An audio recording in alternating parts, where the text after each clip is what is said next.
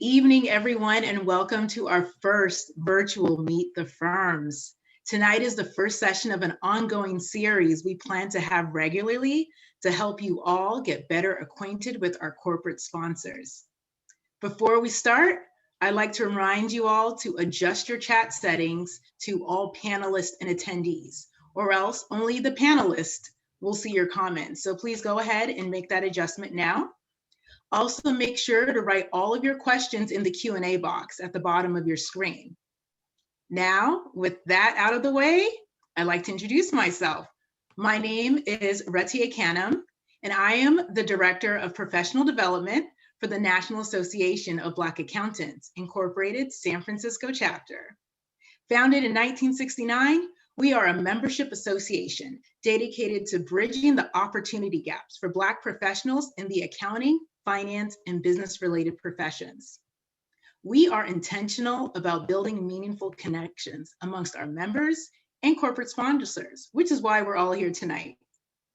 This past year, many companies have approached NABA SF chapter to express interest in the organization, but only a select few have chosen to invest and support our motto, lifting as we climb, and committing to the advancing the professionals' endeavors of our members. In the past, this event has been in person with numerous corporate sponsors. However, the pandemic has given us a unique opportunity to engage in a more intimate setting. With that said, we are in for a treat as we get better acquainted with two of our new corporate sponsors, Workday and Armanino.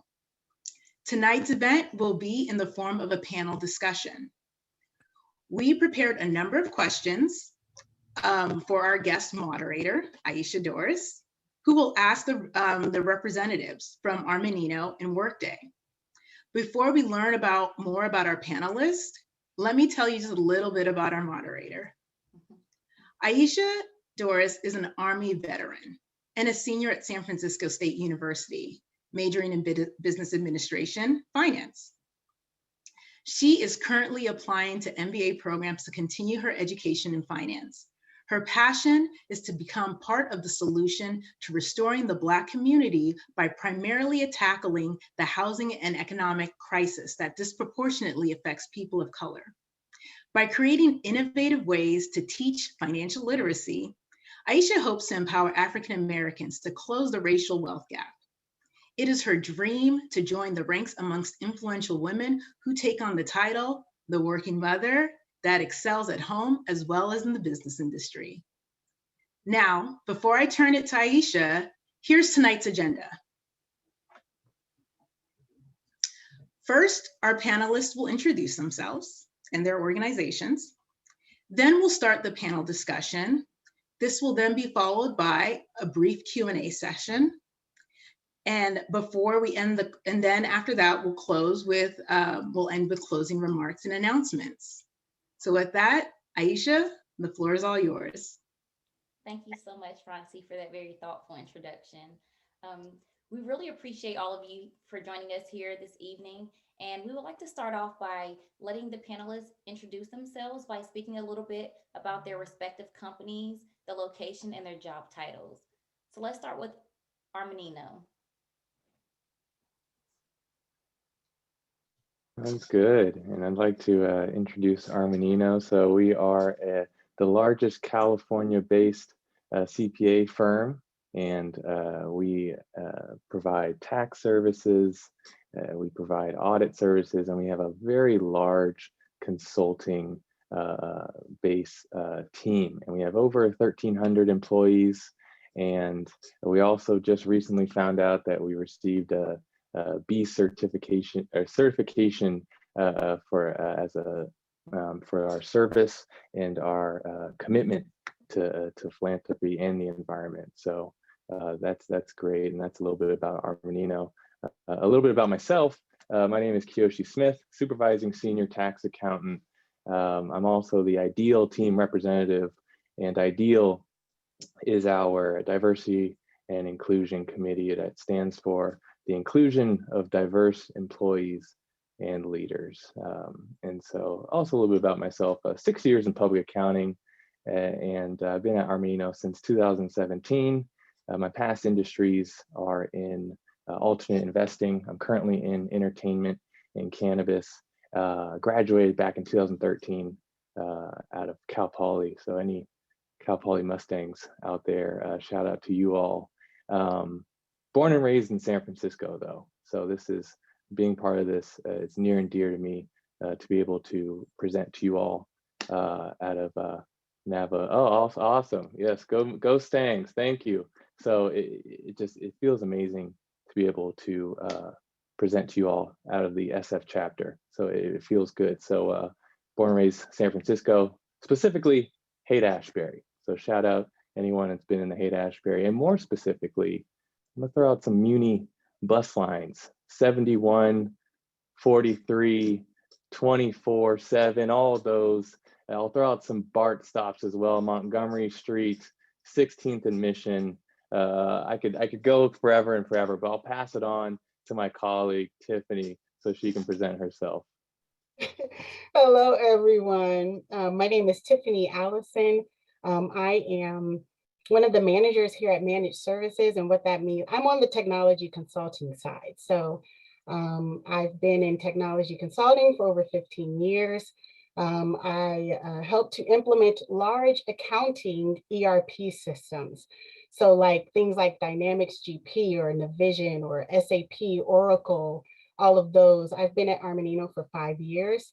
I recently have been inducted into the Armanino Foundation board, so super excited about that. I went to Kent State University, received a BA in Management and Information Systems, and I'm actually 2 classes away from having an accounting degree, so I guess I probably should have just went ahead and did it, but I didn't. I am a Microsoft Master Certified Professional. And also a couple of things about me. I am a proud member of Delta Sigma Theta Sorority Incorporated. And I traveled, a little fun fact, I traveled Italy and Germany with the Golden Gospel Singers back in 2007. So I am a singer, an actress, all of those things, a director of the youth department at my church, and just all about giving back to your community and all about everything that Armanino Foundation stands for, and that is truly helping others who need our help. And so I'm super proud and excited to be a part of this panel today, and excited to ask any questions or answer any questions that you may have. We're here to do that for you today. So thanks. So shall I take it away for Workday, if that's okay? Yes, so Tiffany, I have a word for you, Workday. We need to talk. So I'm Philippa Lawrence. I'm the Chief Accounting Officer for Workday. Bit about me, then a bit about Workday, then a bit about my friend, Jacqueline here. I have been at Workday for 2 years. I'm from the United Kingdom, and I'm a chartered accountant from there. I have a team of around 200 people, and my team support AR, AP, revenue, corporate accounting, global compliance, and the most important, personally, payroll. So that's my team, and a little bit about me. I've worked in many different companies. I feel like I'm the oldster on this panel because I've been an accountant for 30 years, and I've worked in small companies and big companies, and I was an auditor. Started off as an auditor for a good 6 or 7 years. So we were talking before you guys joined us, and I was saying that I have a lot of respect for Armanino, and apparently I'm going to get paid for that too. So a little bit about Workday. We are a company that sells human resources, accounting, and planning software. We're a global company. We have 12,500 employees, predominantly in Pleasanton, here in the Bay Area, and that's our head office. But we also have large offices in Salt Lake City in Utah, in Atlanta, Dublin in Ireland, and in Singapore, and we continue to grow throughout Europe and Asia as well. Our purpose is to inspire a brighter workday for all. And our employees are our number one, investment, our number one everything, because we truly believe that happy employees creates happy customers, which is all very nice. And I think one of the things that has really impacted me being here at Workday is Anil, who's our founder, and he's the co-CEO right now. And he drives the vision and the values for the company. And he has such a great heart, and that you feel everywhere in Workday. And I would encourage you to just look him up on YouTube, just listen to something he has to say. And I challenge you not to be inspired by him. So on that note, I'm going to pass over to my friend, Jacqueline Brown. Good evening, everyone. Thank you, Philippa. I am honored to be here today. My name is Jacqueline Brown. I am Senior Principal Program Manager in our Diversity, Equity, and Inclusion space at Workday. I've been at Workday for 8.5 years, and I do have an accounting degree that I have really utilized in all areas across the organization. I've worked in products and technology, I've worked in IT, I'm now working in essentially human resources as part of diversity and inclusion. And I say that to say that even if you have studied in accounting, that particularly at Workday, you have the ability to use those accounting skills in almost every area of the company, especially because we build financial accounting software. And as I started my career at Workday, I started testing the financial application because they were looking for financial practitioners who knew the business of accounting to be able to test the application as if we were users. So that's how I started my career at Workday. I am also a founding member and the current co-lead chapter of our Black at Workday Employee Belonging Council. Our Employee Belonging Council was established back in 2015. We were the very first Employee Belonging Council at Workday, and that spearheaded a number of employee belonging councils across cultures as well as globally. And so very excited to be representing the Black at Workday EBC at Workday. And that's all I have. Thank you so much, everyone. Thank you so much for those thoughtful and those wonderful introductions that you all provided. We welcome you all to the NABA family, and we're happy that you're here today. So as many of us are soon to be entering the workforce or making changes in employment, I can't help but speak to the shift that we all have been seeing in the corporate responsibility. And so I ask, why are your companies deciding to partner with NABA, and more specifically, why now? And we can start this conversation off with Workday. If I can, I've got an interesting story for you, I think. We'll see, right? So it really started or crescendoed around the events around the events and the death of George Floyd, and coupled with a childhood desire to, change the world for better. So these two things are going on in my head. I'm watching things unfold in front of me. And I'm English, as I said, and I'd be lying if I said I truly understand American history. That wasn't part of my education. Apologies for that. But it really brought that into focus. And so I just started listening and wondering what the heck I could do.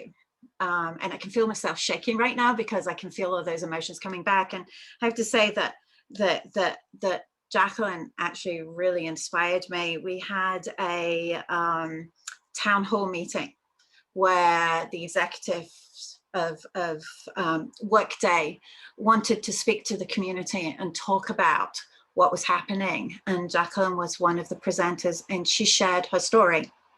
And I sat in this room that I'm in right now on the floor and I cried. And I was so touched with what she had to say. And she gave a couple of things that you had to do. Go educate yourself and go check on someone and see how they feel. And I took that to heart. And so I started educating myself and reading lots of books, which was one of my passions anyway, so that was quite nice. Watching movies, and I reached out to a very good friend of mine that I met when I was building houses in Guatemala, and I reached out to him and I said, "Hey, how are you doing?" And I wasn't sure what the answer was going to be, and I just said, "How are you doing? And is there anything I can do?" And what came back is he said he wasn't okay, and I just listened to what he had to say. And he also texted me after it, and just before I got on, I looked up the text because I think what he said also inspired me. And it says, "It's people like y'all that give me hope in a world that affords Black people so little." And that was it. That was my passion. And I knew I had to do something. NABA came across my path, and I grabbed hold onto it and thought, yeah, this is my chance. This is my chance to make a change. And I'm able to use my platform that I have been given to affect change. And so I am so proud to be here. And that's why NABA, and that's why now.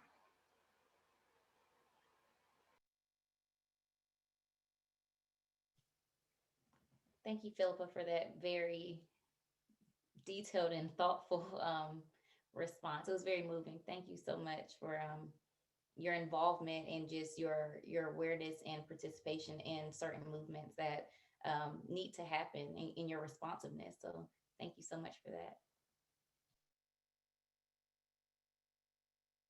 Would somebody from Armanino like to speak to why they were moved or why their organization has been moved to join NABA in this specific time? Of course. And first and foremost, thank you, Philippa, for sharing that. That was, it takes a lot to share that, and appreciate you doing so. It started back when Matt Armanino, the CEO, signed the CEO pledge for diversity and inclusion back in 2019. And so we started already kind of creating this ideal team, this diversity and inclusion committee.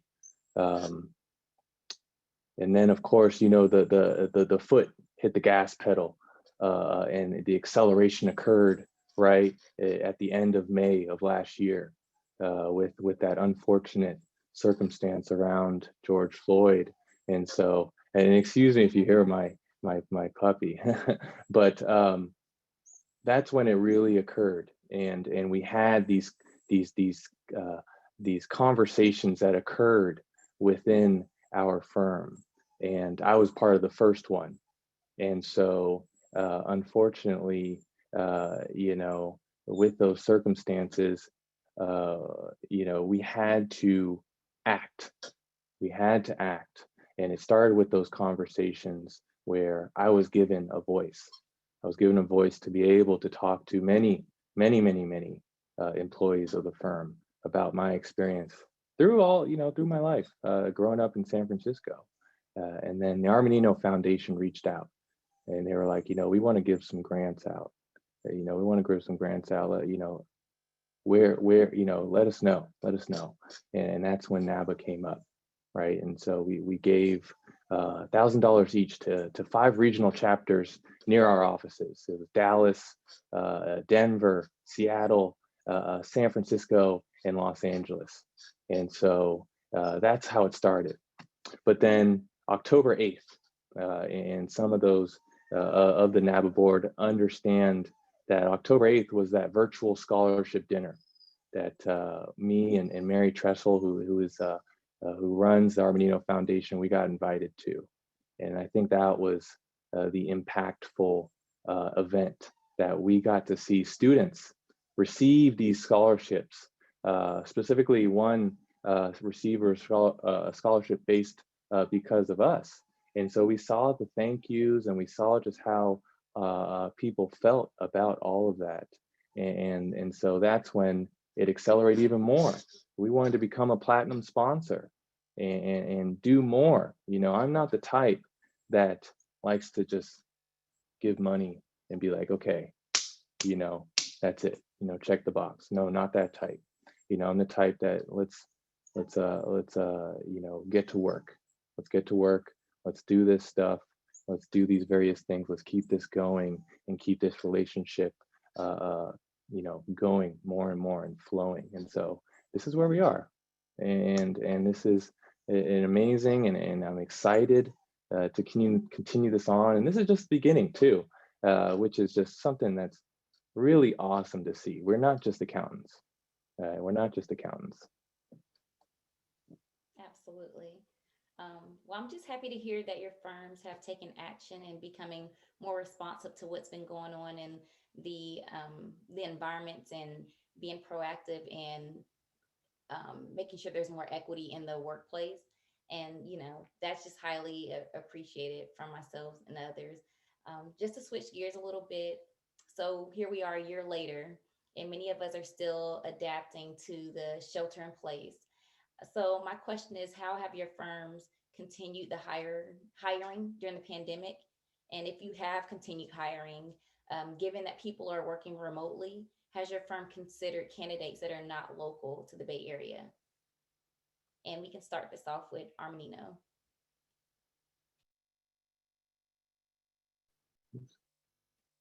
You want me to talk? Yeah, go ahead. Go ahead. So we did actually, at the beginning of COVID-19, we did have a hiring freeze. So we had it, I think it lasted, I want to say a few months. But then we started hiring at full force. Like, I mean, we're hiring from all over. And because of that work from home, you know, the work from home now kind of norm, right, that we see in corporate America and in other corporations or other firms, that we said, you know what, let's reach out to those who are in other places, not just where our offices are. Me, I'm in Ohio, and we do not have an office here. And I've been here, I've been at Armanino for 5 years. And so I've always worked from home. So nothing shifted or changed for me.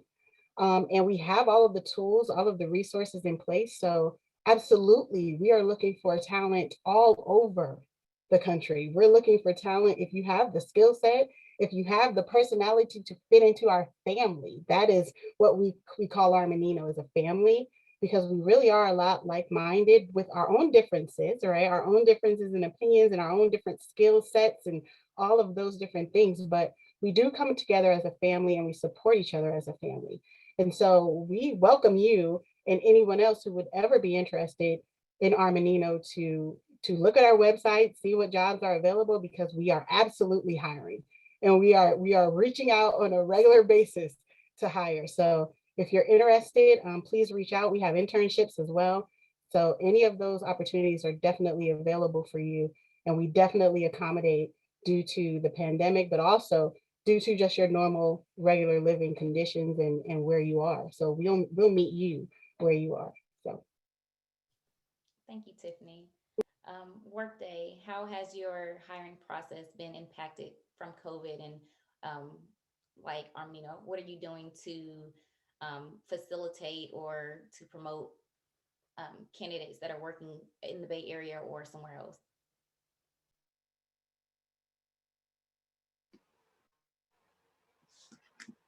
I was waiting for Jacqueline. Jacqueline, are you taking this? Or do you want me to? I don't mind. I'll start off by saying, after the pandemic, we did realize a hiring freeze as well at Workday. But that was very intentional, because our focus was to protect our existing Workday employee population. Again, Workday employees are our #1 asset, and they're the #1 focus of our company. So there was an intentional decision made to halt hiring so that we could protect the jobs of our current employee base. We didn't want to see anybody get laid off. In addition, our culture is very much a culture of coming into the office. It's very community-based. And so there was a concern that bringing individuals into a new job without really giving them the support and the flavor of the community that we would want to see them have would be concerning. And so for those reasons, and we halted our hiring. We have picked that up since then, but we've been intentionally, again, purposely targeted and purposeful and intentional on when we've been phasing out our hiring or rehiring of workmates back into Workday. Well, the other thing that we've done is that we've also really started to focus on hiring outside of the California Bay Area. It's quite expensive here. And particularly when you talk about hiring for underrepresented minorities, you have to go where they are.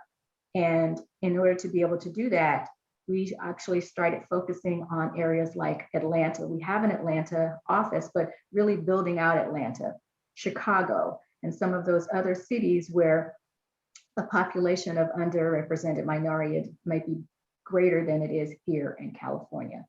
And so Philippa, if you want to add on anything to that. I just want to let you know that we've got over 40 positions open in finance and accounting, and love to have you come and check us out. It would be awesome. And it's worth mentioning our intern program. We do have an intern program. We had one last year and this year. Last year, unfortunately, with the pandemic, with what Jacqueline says, is that we just didn't think it was the right time to bring people, interns into Workday and really be able to work with them, sponsor and look after their career development. And so we paused that last year.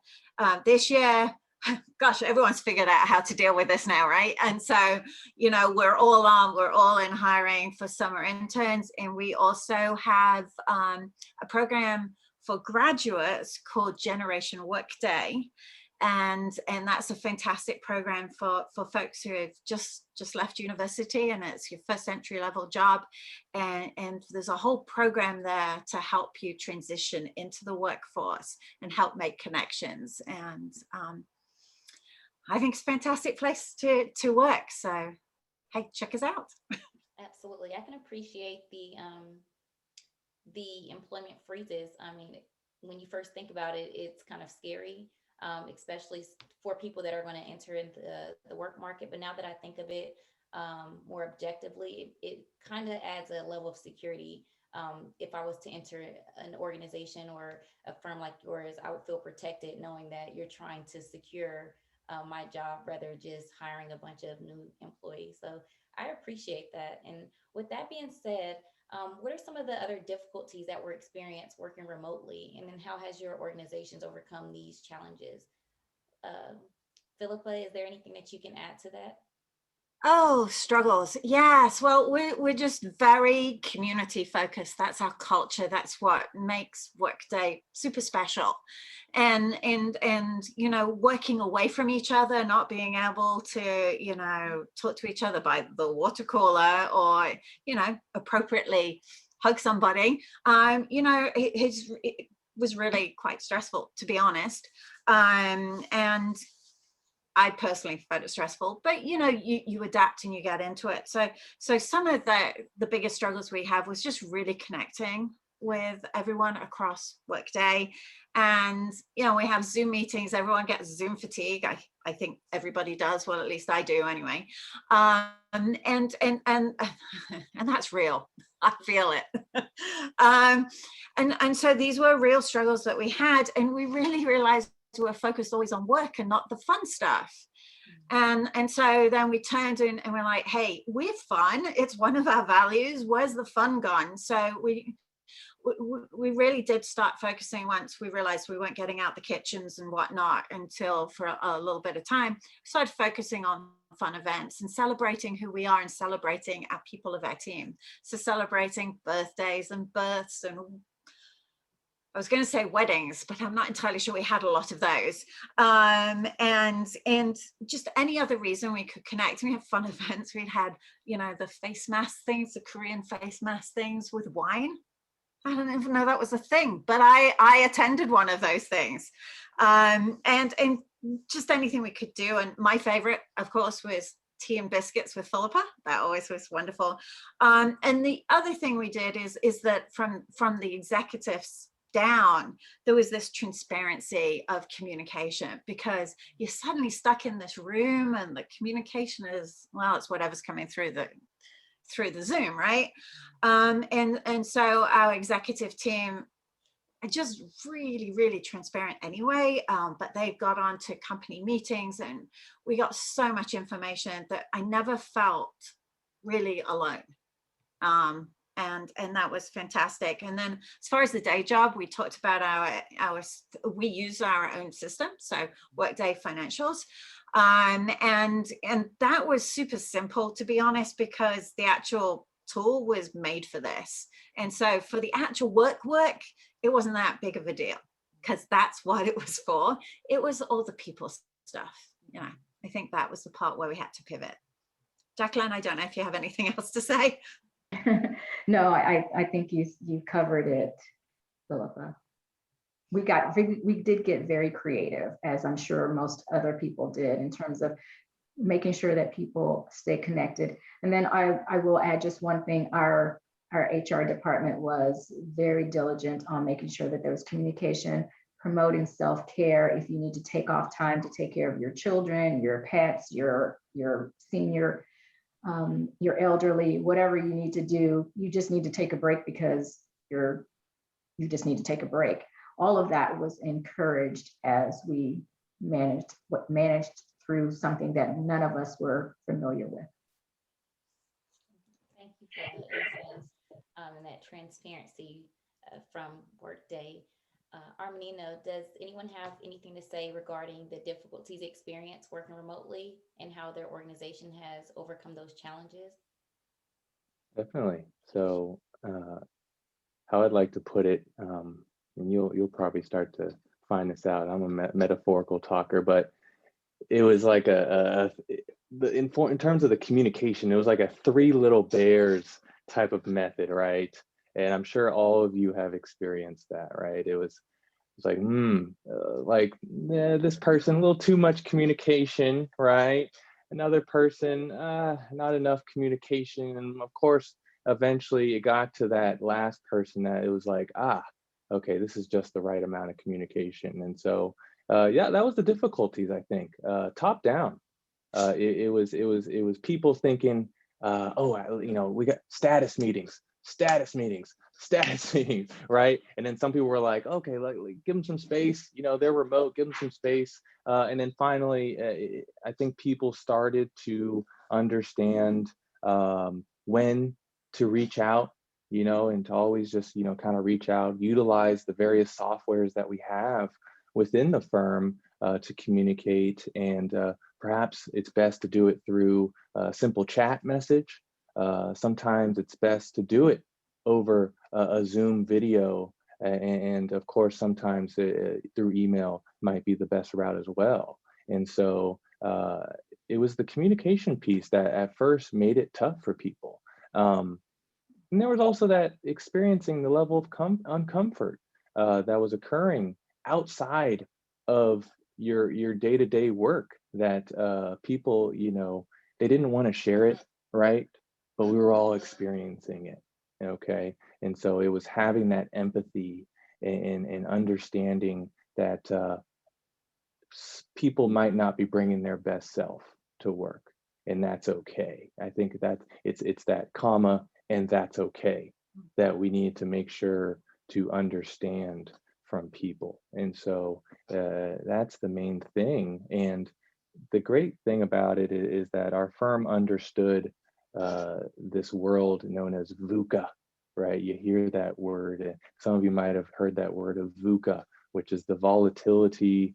I wrote this down: volatility, uncertainty, complexity and ambiguity of our business, and just that unknownness that's occurring in this world, and for our clients, and for ourselves, and it was like, like, how can we, how can we change this? How can we pivot away from this negativity that's occurring?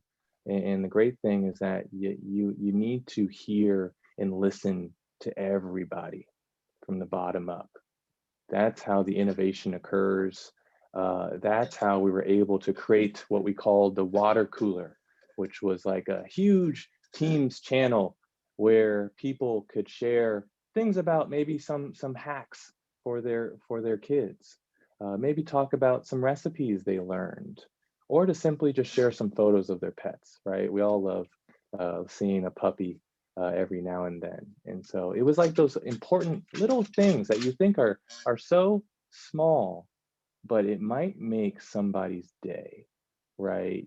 Just by sharing a little photo that you don't think, you're like, oh, I see my puppy all the time. Like, why would anyone, and you have no idea the impact it might occur until you do it.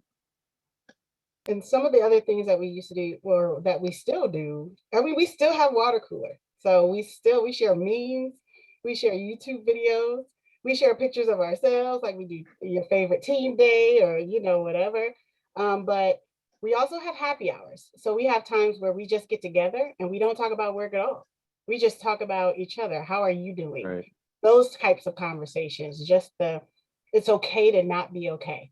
And then we also, our HR department made sure to have in place some help for those who needed it, to offer free support and free counseling and free all of those different things that were necessary during this pandemic and this experience that none of us had ever experienced before. And the flexibility, right? So there is flexibility there to take care of, like you said, Aisha, your loved ones, or your pets, or your small ones. It is important to be able to take care of home and family, and to take care of yourself. It is super important to take care of yourself. Your mental health is important. Your physical health is important. So just taking that time off and knowing that we had that option to do that. And something that we have at Armanino is unlimited PTO, or something that we call something like that. As long as you have someone that can cover you, right, you can take the time that you need.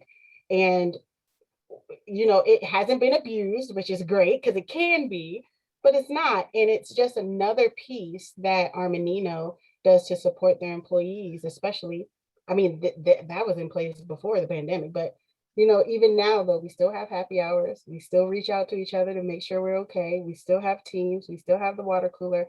All of those things that we put in place before and for COVID, it's still happening. So it's not just a Band-Aid. It's a permanent fixture that we've adopted, and a culture shift that we've adopted at Armanino. So thank you. I can definitely agree that one of the, I guess, silver linings from this pandemic is that it has added more relatable characteristics to leadership. They're more understanding of the teams that they're working with, or the teams that are working for them. And so that's one of the good things that's come out of it. And a lot of you've already spoken to which your firms, or independently, which you're currently doing to kind of like get over the Zoom fatigue, or just that non-personal interaction. So that's great. But this question is more concerning to like new candidates. Historically, like, many team members would have more like closer proximity to the ones that they're working with, and they're able to have more of a genuine bond through those connections. And so, Jacqueline, can you speak more about what your firm is doing to intentionally create those community cultures for the new hires during COVID, and what could be done to sustain those connections that are being made? Yeah, absolutely. So because connection is so embedded in our culture, that's the first thing that we try to make sure that we do for our employees, from their managers to their peers. They come into the organization and they're assigned someone that that's their buddy, that's on their team. And that person is helping them just to navigate through the company. You coming in and you don't know anything or anybody, That person is there to help them navigate through the company, as well as be there to help them to understand more about the job that they're doing. Beyond that, we really have the community and the connection with our employee resource groups, or employee belonging councils is what we call them at Workday. And so we quickly, as much as we know about new hires coming into the organization, we put our arms around them and put them in the fold, and really try to embrace them and help them along as much as possible. The employee belonging councils for any of the cultures have been really instrumental in making sure that we create that community and that connection for the individuals. Leaders have also been very much more intentional about making sure that they are checking in on a more regular basis, beyond just the regular one-on-ones, checking in weekly to see how individuals are doing, checking in on their families. And sometimes it's been in the corporate environment where you don't talk about your families, or you don't talk about what's happening with you personally. One of the biggest shifts with the pandemic is that you can't separate the two anymore. What's happening in the workplace or what's happening outside of the workplace affects you when you come into the workplace. And so being very intentional and providing guidance and training for our managers to be able to now have those types of conversations with their employees. They may be a little bit uncomfortable, but it's important. And that also helps to build that connection and that community for the employee that's coming into the organization. Thank you, Jacqueline. That's really reassuring for someone like myself that is going to be entering the job market here soon. Tiffany, would you like to add anything that Armanino is doing to kind of embrace the new employees or the new hires? Yes. We make it a point to make sure that you don't feel like you're stranded on an island, right? So a lot of us, like I said, I'm in Ohio, so I've always worked remotely when coming into Armanino. And I've always felt supported. We have a program called Elevate Learn. That Elevate Learn is an opportunity to kind of just develop your skill set. It's also tied into LinkedIn Learning, which it just goes to the personal development piece of you as an individual. There's empathy training. There's all of those types of things to personally develop. But you have something called a PC, or a performance coach. And I am a performance coach. I have about 6 or 7 people in my, I call it pod, but some folks in my pod that I check in on regularly. When the fires and things were happening in California, just reaching out and making sure that everybody was okay. How are the fires close to you? What's happening? Let me know what's going on. Pinging them every single day. Our teams is consistently going, right? You can have in your team's chat your whole department. And so we just consistently are pinging each other and making sure everybody's okay and all of those different things. But I am a prayer. I believe in praying for people.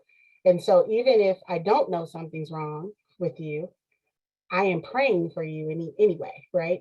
And they know that about me at Armanino. There's no doubt about it, who I am and who I serve and all of those good things. But the important thing is that, like I said before, it is like a family. And so when one of us find out something, it's almost like we all know and we're all like, okay, how can we support? What can we do to support them? And that doesn't only go to our folks individually, but also to our clients. When things happens to our clients as well, we reach out to them as well. And we let them know that we're here for them and that we support them as well. So it really is a culture that happens at Armanino. It is something that is just ingrained in all of us. And that's why I said that when we kind of interview, we always look for that piece. That piece is important to us because you need to be able to fit in and mesh well with that team and with that family, because we need your support too. So when you come in, you have strengths that you have, and we want to utilize those strengths as well. But it really is a caring firm. I mean, from the top down, from the bottom up, I mean, every direction you're looking, someone is there to support you in anything that you need or that you want. and they don't shy away from it at all. So don't ever be afraid to ask. And sometimes you don't even have to ask because people can see it on your face on Zoom. They know something wrong. I get pinged all the time. But yeah, so we really do have that sense of community as well. Just talking to each other, and we have each other's cell phones and all those kinds of things as well. So we're always just sending gifts and all that kind of stuff in teams. So it's just a really fun place to be. Yeah, and then just to add on to that with a little piece is that, I mean, since you're a campus hire, right, is that sometimes it's tough to reach out to those partners, to those higher ups, and sometimes also that message that comes from the top might not resonate as well, right, to those that are just coming into the workforce. And so one great thing that Armanino has done, and that has really helped me with my leadership skills, is a staff advisory board, which is near and dear to me. And I've actually been on it for 4 years. And it's the best way I describe it is for the staff, by the staff, right? And it might sound somewhat familiar to FUBU, right? For us, by us. It's true though, is that we do things for the staff. I am a staff. I do things for the staff. One specific example is back in February, I had to partake in a hot wings challenge. And if some of you have watched that on YouTube, it's not fun for someone that partakes in a hot wings challenge. And we had to do it for the new hires, but that's that one kind of fun aspect that I get to do. And they kind of see me sweating and eating wings, and smacking my lips and trying to drink some milk. But those things are important to go, kind of ease people into Armanino, to go, hey, yeah, we work hard. Of course, tax busy season, I'm in it right now, but hey, I'll let you know, we have a great time. We have a great time. We'll get to that work for sure, but we need to make sure to also get to this this culture aspect here. Yeah. Well, thank you, Kiyoshi, for that hot wing piece. That was that would have helped me to integrate a lot easier to your firm. So I have a question. Let me see. Okay, so we spoke a lot about the social connections and relationship building within your respective firms. Um, Philippa, if I can ask you, what are some things that Workday is doing to help with more of a developmental support, as some new hires or some existing hires may be trying to um, gauge themselves on how they're doing with their developmental track, and seeing if they're like meeting the measures and things of that sort. What is your company doing to facilitate that progress? Oh, lost my voice there. There's a multitude of things, and it depends on how you've joined the firm. So we talked about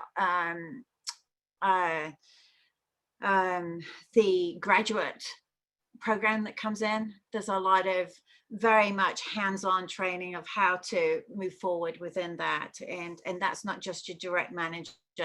That's a community of people, standing by you and helping you develop.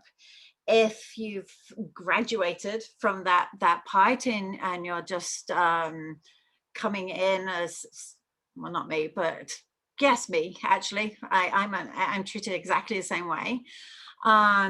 We get very clear goals of what we need to achieve in the next quarter, called OKRs. And I'm part of the setting and I'm part of the receiving, and it's very clear where strategically the company's going and how I fit into it. So I'll have those, and I talk to my manager about how well I'm doing on those, and what you get from your manager, and what I give to my team is is actually weekly conversations about where we're doing, how we're doing, and they can be as in depth or as light touch as as people want to do it. I tend to be very light touch with my manager, and she more has to drive things to me. Some of my team, I'm like, well, how did I do? Like, how am I doing? And what do I need to do next to develop this part and this part? And it's all depending on how you're managing your own career, because, you know, one of the things that was really eye-opening to me, and it probably was only about 4 or 5 years ago, and remember, I've been doing this for 30 years, was, oh, I'm supposed to look after my own career. I thought it was the gods looking after it. And Tiffany, to your point, I believe the same thing as you do.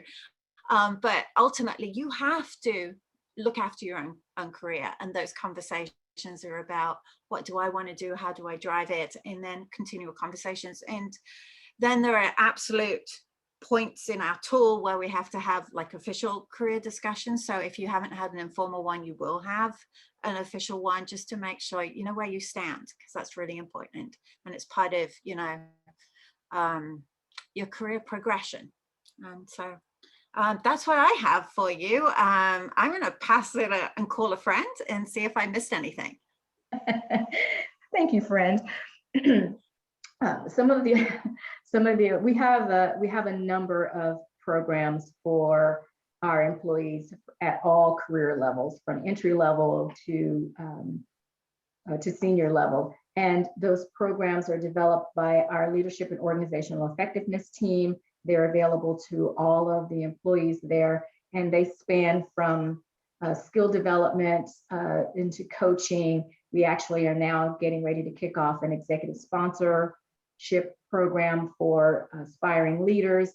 And so we have a number of those programs. We also have mentorship programs. The Black at Workday Employee Belonging Council developed a program called Develop Up for mentorship, and that program is now taken off. We started with the Black at Workday members, and now we have multiple other employee councils that are now rolling out that program to their memberships.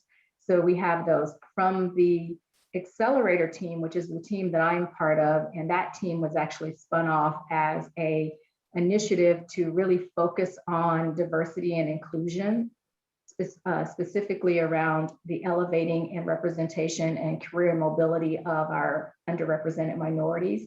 That program, we're in development on targeted programs for those underrepresented minority populations. And those include a curated program that is specifically for minority groups. And the reason that we did that is because, to the point that Philip is making, owning your own career is great, but it is lost on some of our minority population. And so with respect to that, we created these targeted programs so that we can actually give them a roadmap of some programs that they can go through as they start to think about their careers, build their skills, understand what's important for them to know about the work that they're doing today, as well as how to have an appropriate level career conversation with their managers that's effective, that they can take away and go, okay, now I know exactly what I need to do, and they're on their way to accomplishing that.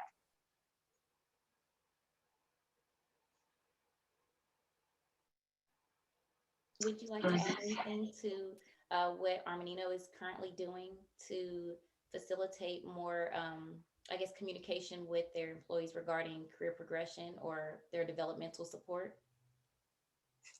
You're me. Okay. So like I mentioned before, we have performance coaches, and those are the ones that you are having those individual one-on-one conversations with, right? So I'll give you an example of kind of how that conversation goes with me and my pod member. Is I will ask, how's your day going? How has your week been? Is there anything that you need?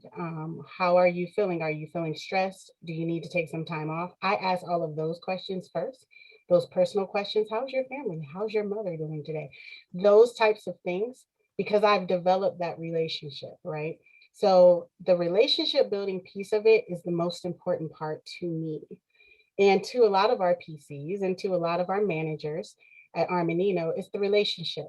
And so when you have that relationship, it's easy to guide and it's easy to hear from your employees what they are looking for. So I don't want to just impose what our goals are or what Armanino's goals are for you, but what do you want to achieve? What is it that you want to do?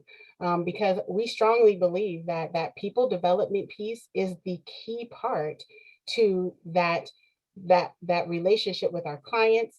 Because we strongly believe that happy people produce happy work, right? So if you are unhappy in your position, you're going to show up to work every day unhappy, and you're not going to put out happy work.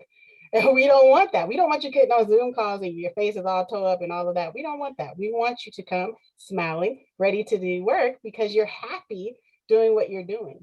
And so we make it a point to have evaluations, and we have these quarterly kind of check-ins where we let our employees self-evaluate themselves. And then we add our pieces into that as well. We also have something called Elevate. Well, it was High Ground and Kazoo and all of that, where you got accolades and recognition for all of the different things that you've accomplished or how well you've been learning or different things like that as well. Just to kind of boost you, just to kind of make you know that you are appreciated as an employee here. So just having that open door policy, our partners have an open door policy. Anybody can reach out to a partner and have a conversation. And it is truly, like I said, that culture, that family aspect, it is there. And they are there to help guide you. And you don't only have to talk to your PC. You can talk, if they wanted to talk to me and talk to Kiyoshi, they can. I'm not sad with sharing. I don't mind sharing at all, because I speak to a lot of people. I have a lot of mentors at Armanino. And I just talk to all of them about what my plans are. They help to guide me in that way. They tell me if I'm off track or if I'm on track. They tell me all of those things. So it's the opportunities that are presented, whether or not you want to go down that path or not, that's up to you. But you control you, and you control your path at Armanino. We're just here to help guide you into wherever direction you want to go. We don't steer you one way or the other, but you take the lead, and we just help you to get there, and to help develop you into the career goal that you have. So. Absolutely. It sounds like a lot of initiative that needs to be taking place, as well as active communication with leadership to see what the expectations are and to better like self-assess and to get feedback is very important. Thank you all for your input on that. So I'm so happy to hear that you guys are doing all of these things to facilitate the progression of new recruits. And I just wanted to shift gears a little bit back to the topic of diversity, equity, and inclusion. What would you say that your strengths, weaknesses, opportunities, and threats for your company's D&I strategy? Jacqueline, can you speak to that? I can. Strengths are, in response to the events last summer, our executive team made a very bold and intentional move to make an impact to change in several different areas. And one of the first things that they did was funded what we call the accelerator team. That's the team that I'm currently working on, the accelerator team. And what they did is they funded this team, and it is a group of individuals across the organization, across cultures, and across diversity, picked to work on this team to drive 4 initiatives: an initiative in talent acquisition related to hiring and recruiting, an initiative in purpose, belonging, and growth, which is really how do we grow our internal workmates and provide and ensure that we are creating in a culture and an environment of belonging and inclusion. Social justice, where we actually selected specific organizations to donate funds to that are targeted toward eliminating injustice. And then 4th, how are we investment in our products such that we can now not only help ourselves to be able to track how we are progressing and being successful in our diversity initiatives, but also we can make that technology available to our customers in order to be able to do the same. And so by doing that, that was the first step. The second step was making a commitment to increasing representation, not only across the board of underrepresented minorities, but specifically in leadership. We made a statement that a commitment to make those, to make an investment and increase those representations. And so the programs that the accelerator team is working on has been very critical to that. The other thing that we did was we got really real with the data, and we got transparent with the data.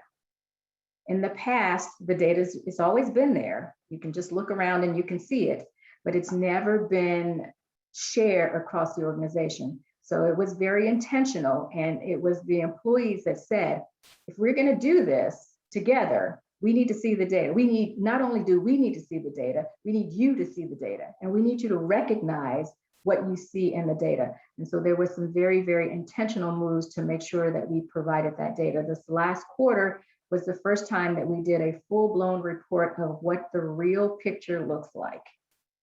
It's not pretty, but it is there, and everybody gets to see it. And now we at least know where we stand. So when we make a commitment, or we've made the commitment for improvement and increasing representation in these areas, we at least know where we're starting from, and we can see how we progress. Absolutely. I think that's how you heal, is first disclosing the issue and laying it all out on the table so that you can move forward. Mm-hmm. Thank you for that. Kiyoshi, I would like to ask you the same question about how is your company addressing the diversity and inclusion space? And could you speak to some of the strengths, weaknesses, opportunities, or threats of your company right now? Definitely. So, you know, since back in 2019, when that CEO pledge was signed by Matt Armanino, you know, pledging for that diversity and inclusion within the firm, that got the ball going, you're right. And so our first event actually was during February of 2020, and we were able to, actually, it might have been January, where we showcased Dr. Martin Luther King Jr.'s "I Have a Dream" speech. And, you know, that was really awesome to be there. Not only I was able to be at my office and present it, and just to see everyone there supporting it felt really good. And so it was, as soon as he signed it, it was like, okay, let's do this.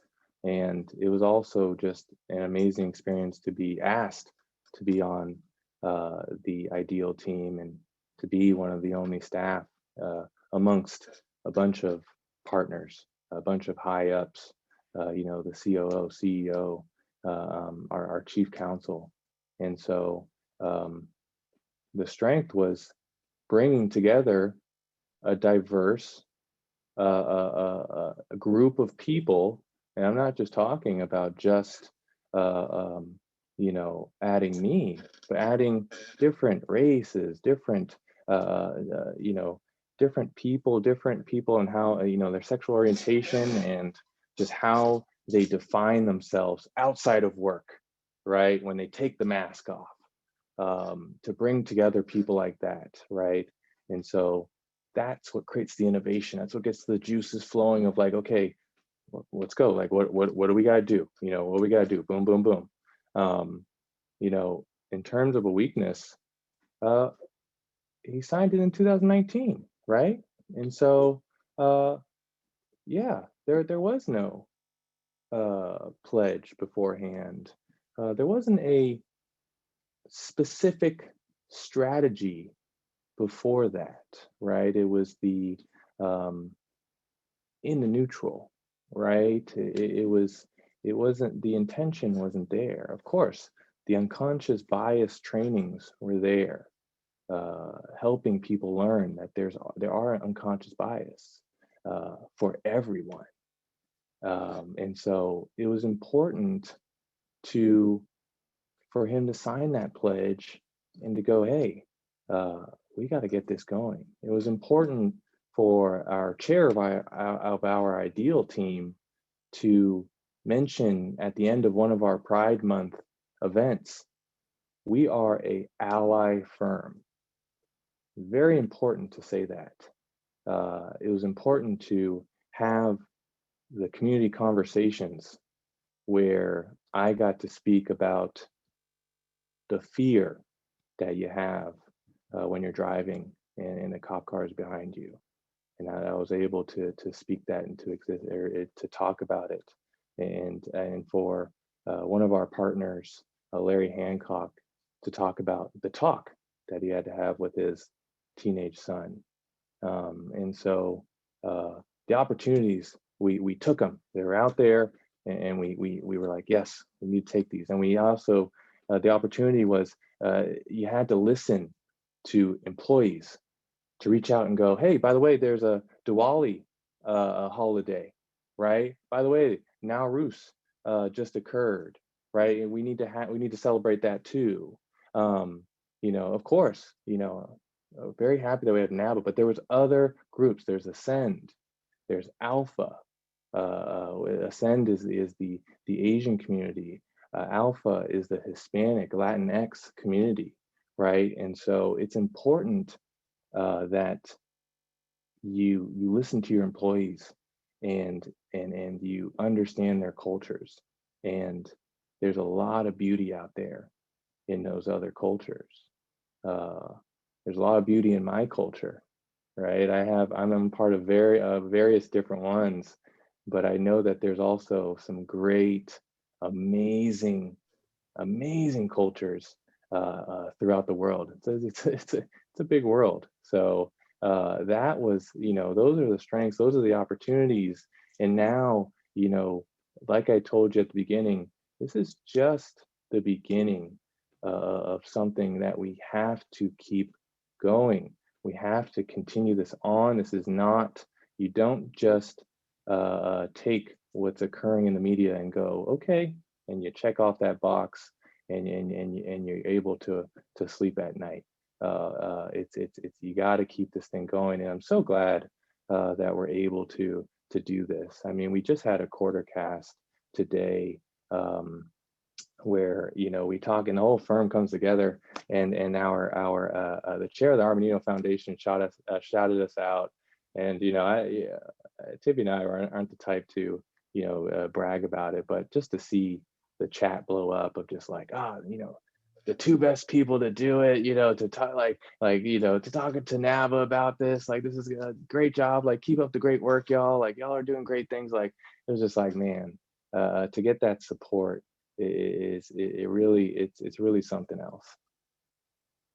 Thank you so much, Kiyoshi. And I mean, you mentioned the conversation, and a lot of us are nodding our heads, and we knew what that meant. And so, oh yeah, it's really great that now your firms are having the conversation, and now everyone is getting exposed to what's going on in the world outside of the work space. So I really appreciate your piece on that. So I have my last question for you all, and I'll start off with Kiyoshi. What keeps you at Armanino? I'm glad that this question is able to be asked. One of the slogans they have is to be the best and only, and that I've taken that with me throughout my life, for sure, to be the best and only.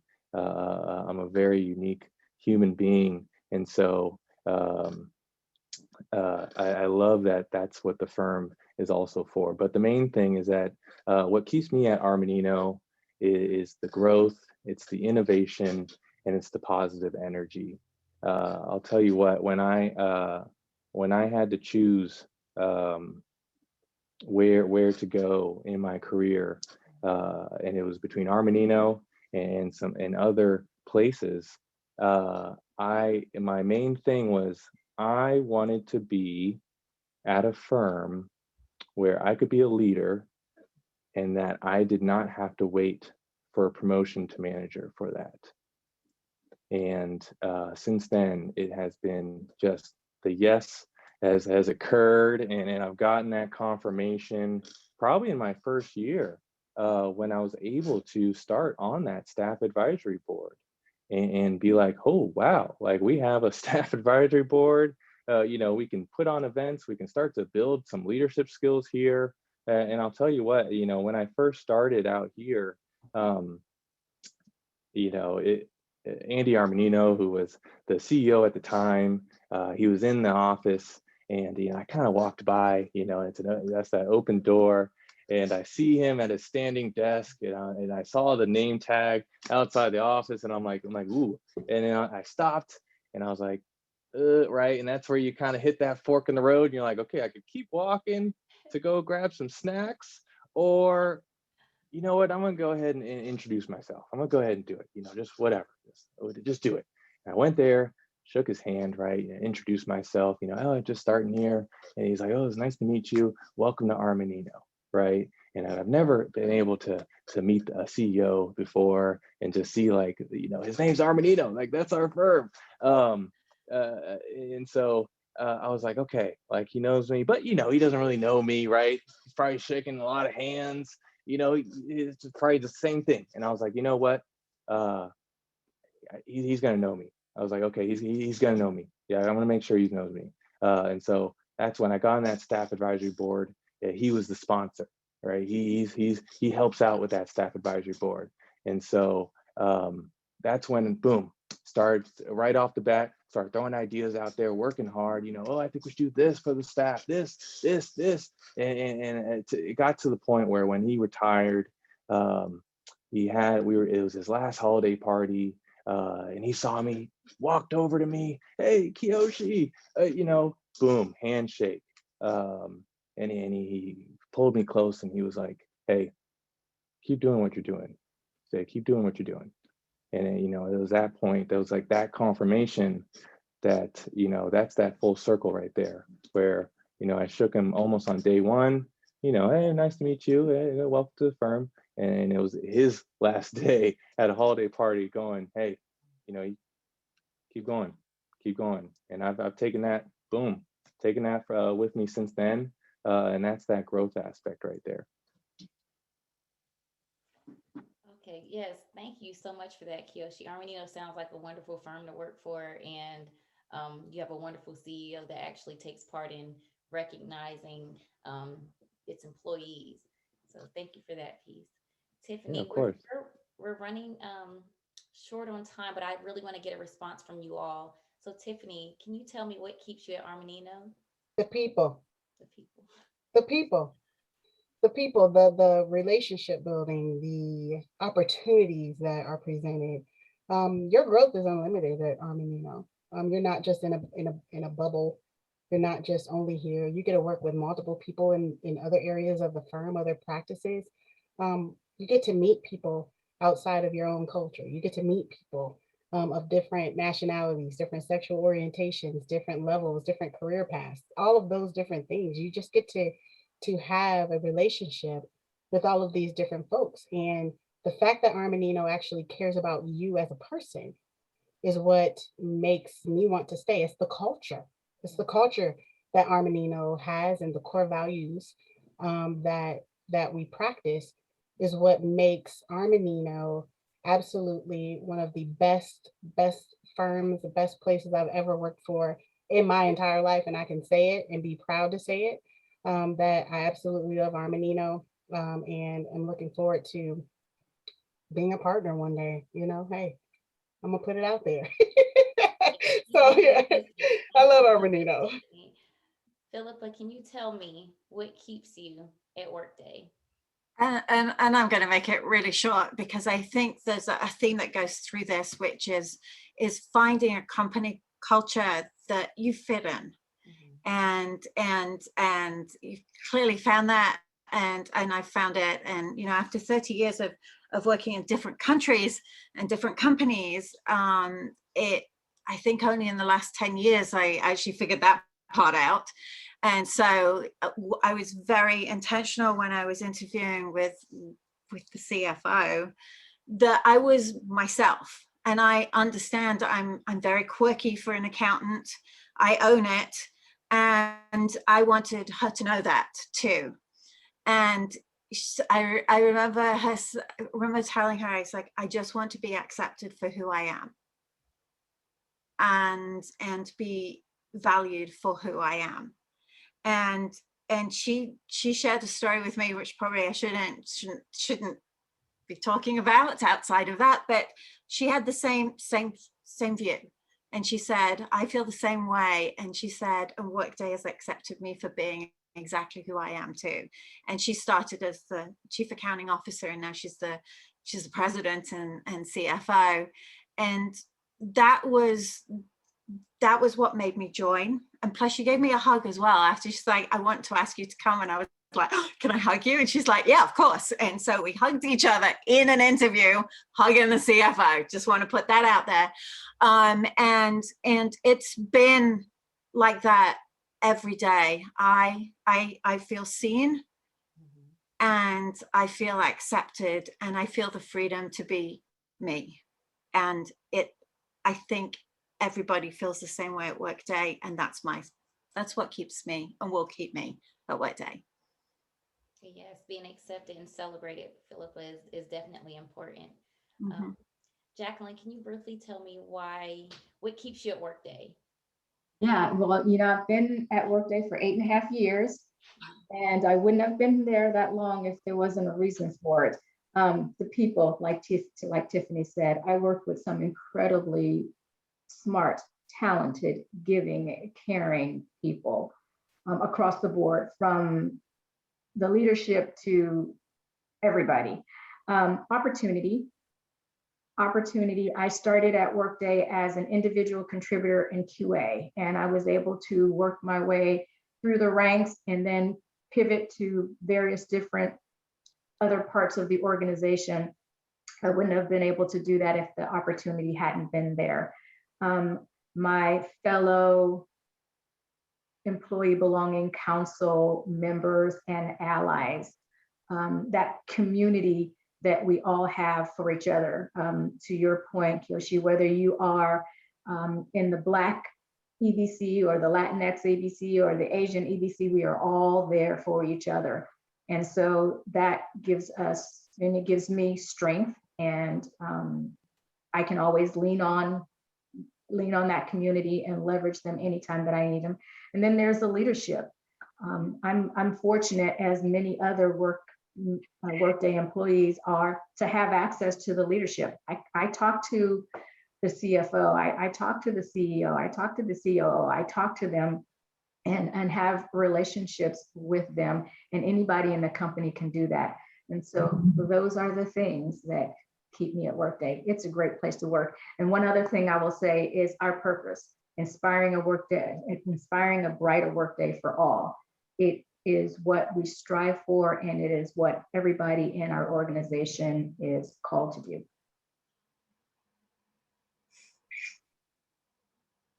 Over to the Q&A, I'll be able to get through a couple of them, and if I don't, the respective companies that these questions are being asked to, you also have access, I believe, to the Q&A if you wanted to just quickly type them in. But let me see. I see that Workday has significantly expanded its presence in Pleasanton. Can you talk about the direction that the company is headed with the expansion?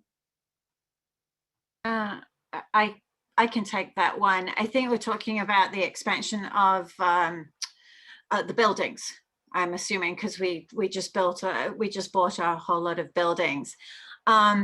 We believe it's very important to have we've talked about it, very important to be in the office, to be together, to build that sense of community. One of the things that we were doing is we were actually renting those buildings. And so we were in it anyway. And now we went ahead and bought those buildings because it's that commitment to the community, to having people around. So we haven't really increased our presence there in Pleasanton. We've just, bought the building. I think that's what it was about. So we're in it in the Bay Area. Thank you for that. I'm going to ask one more question. Let me see, I just closed it. Okay, so with the government's goal of getting Americans vaccinated fast, like in the next couple of months, how has this affected Armanino's and Workday's plan or initiative to get folks back into the office? Do you see the company encouraging their people to return to the office before the end of the year? Anyone can take that one. Well, I'll start quickly for Workday. We actually have a very strategic plan that's been rolled out by our human resources team. It's a phased approach, and the approach is, even though we're a culture of all wanting to be in the office, there is a sensitivity around a lot of people are not going to feel comfortable with that right away. So we have a plan that says that some people will come in will phase into coming back into the office at different times based on their own personal comfort level as to whether they want to be in the office or not. There is no initiative at this point for a mandate for anyone to come back into the office for the rest of this year. Thank you, Jacqueline.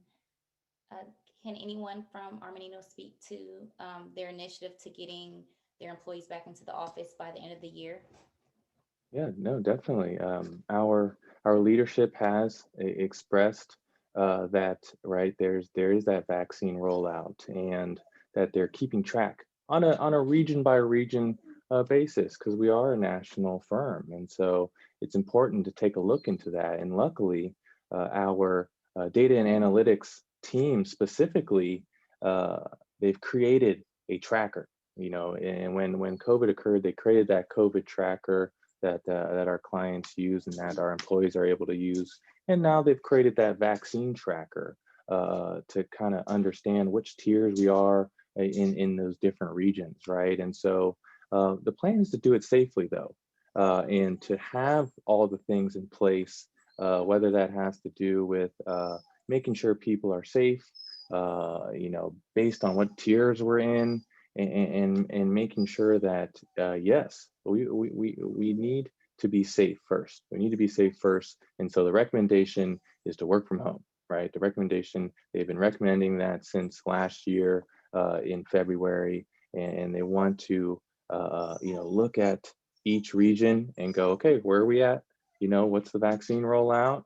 And letting each employee know, hey, your region is allowing that vaccine now for our tier specifically, and this is how all those resources to come out. And so the main thing is communication, and our leadership has done a good job. Our chief people officer has done a great job of communicating this and keeping it going and letting them know, even if there's no info, even if there's no updated info, still providing that email to go out and communicate it well. Thank you, Kiyoshi. Well, I want to thank you all for this insightful conversation, and I want to thank all of our wonderful panelists from Workday and Armanino. This concludes our panel discussion and our Q&A, and now I will hand the platform over to Katrina, NABA San Francisco Chapter's Director of Corporate Relations, for further remarks regarding opportunities and more important information.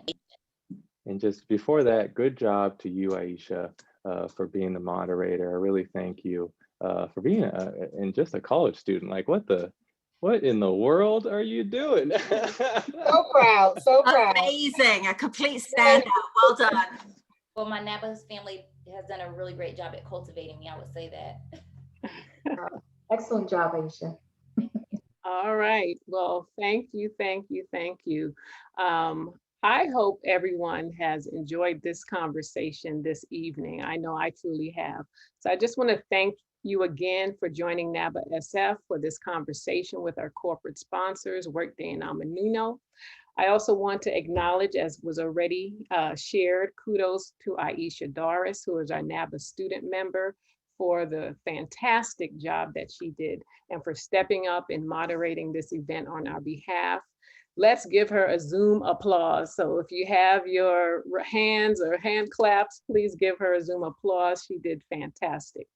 I hope this conversation has given you some insight into these companies, their work culture, their commitment to supporting NABA's motto of lifting as we climb. And I just want to say I appreciated the authentic point of views shared tonight in terms of people's experience with their companies and firms. So I just hope that if you have any questions, you'll take the opportunity to reach out to the contacts that were provided into the chat. And I just continue to look forward with working with every one of them over the next couple months to continue to create opportunities for our NAPA membership. And as they've stated, they're hiring. So you have those links, get connected for any roles that you might see on their company career pages. Before we close, I'd like to make a few announcements. The first is, so we can go on to the next slide. We've dropped those contact information in the chat. But NABA SF has some events coming up. So each year, NABA SF awards scholarships to local students, and this year's application is available now and due on March 31st, 2021. Please share this application or the link to the scholarship application with your networks and encourage a young person to apply. Our scholarship gala will be scheduled for May 6th, and we intend and are hopeful that we will be able to award multiple scholarships this year, as we always have. Also, the month of April is dedicated to our Center for the Advancement of the Black Professional Series, where it's our intent for our members, both students and professional, to stay ready for opportunities and the upcoming convention and conference that NABA will be sponsoring. On April 8th, we will have our interview workshop sponsored by Armanino. Then we will have on April 13th, our personal branding workshop offered by Airbnb, which is also one of our new sponsors and will be featured in the future at a Meet the Firms series event. And then our resume workshop and critique session will be sponsored by Kaiser. So hopefully, if you want to participate, you'll sign up. Also, again, this is open to the public. Share it with a young person or another professional who's looking to, again, stay ready for an opportunity that may come their way. And then lastly, our all-region virtual student NABA conference is slated for August 12th and 13th. And I know both our Workday and Armanino corporate sponsors will be at that event to offer and talk about the student internships that they have available with their companies. So that's all I have to announce. And we thank you again for spending your evening with us. We know people spend a lot of time on Zoom, but we hope that this was a fruitful opportunity for you to learn something new this evening. So thank you again and have a great night. Take care.